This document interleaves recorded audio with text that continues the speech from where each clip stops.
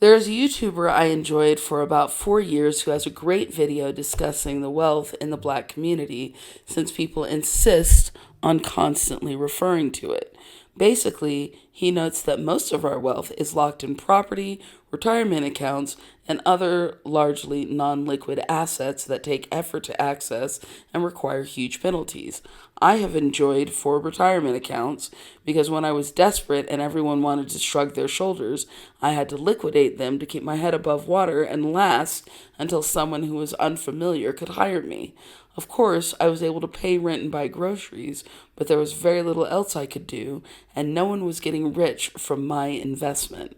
This is not a unique story because dealing within the dominant narrative, both the most of us never enjoy making it to retirement due to people's need to push us out of their financial obligation.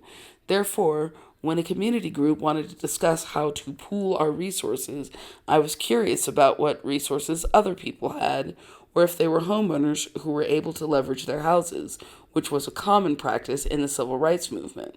Over the course of 3 meetings, everyone else was reminded about how little resources we all had. Were we interested in starting housing cooperatives to reduce homelessness? Sure, just cough up the regular money it takes to buy property, as well as for any community land trust that the city would surely challenge. Did we want to start paid businesses? All we had to do was secure business loans and make sure that people paid us for our services, which was likely not happening since we were at this meeting.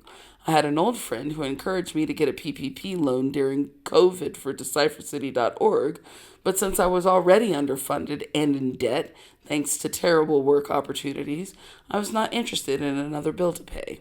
From what I gathered, this group would have been a great idea during the eras when people had more money and or things cost less, but a nation of rising inflation and raging discrimination was not the time or place to attempt to emulate the past.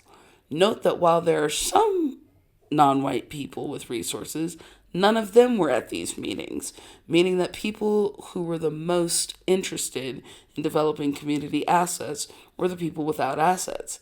As a Yale graduate and a West Austin resident, I know that most non white capitalists are people who want to remain capitalists, and they do their very best to distance themselves from people without resources, guilt by association. People who already have everything they need and more want to be seen as people of means, and they know that if they associate with radicals or activists, their meager resources could be taken away, and then they could be seen as problems. Like Jay-Z walking with other billionaires, this is how rich people behave now.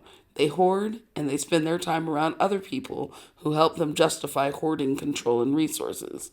I will note that this was not a white space, but still a space attempting to operate within the dominant narrative, which means that we were forced to conform to rules as if we were white. This is problematic because as we are more targeted by insecure individuals, we will have fewer resources to pool unless we manage to accumulate wealth in other countries, which is just black colonization and equally wrong. We have all done what we could to attempt to maintain our own destinies, but as all targets know, abusers cannot relinquish control, so every avenue we have been able to navigate has been thwarted or destroyed.